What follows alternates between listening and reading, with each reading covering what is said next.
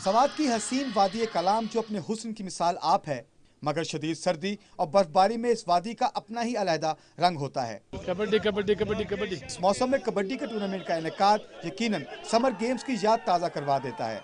मकामी नौजवानों ने सर्द मौसम में खून को गरमाने की खातिर कबड्डी के टूर्नामेंट का इनेकाद किया, जिसमें मुकामी टीमों ने शिरकत की। कबड्डी खेलते खिलाड़ियों ने स्कोर हासिल करने की जुस्तजू में सियाहों का खून भी खूब गरमाया। बर्फीली वादी में आसमान से गिरते बर्फ के गाले और जमीन पर बिछी बर्फ पर खिलाड़ियों ने खूब दाव पेच आजमाए। कबड्डी टूर्नामेंट के ऑर्गेनाइजर अजीज कलामी ने कहा कि सियाहत को फरोग देने के लिए हर साल ऐसा इवेंट मुनक्किद करते रहेंगे। मैं लाहौर से आया हूँ, मेरा ये पहला एक्सपीरियंस है कलाम का।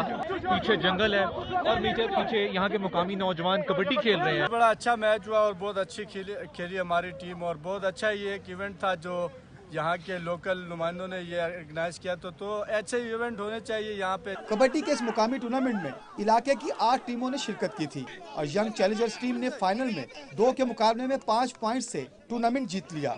महमूद मुस्लिम, पाकिस्तान टेलीविजन न्यूज़।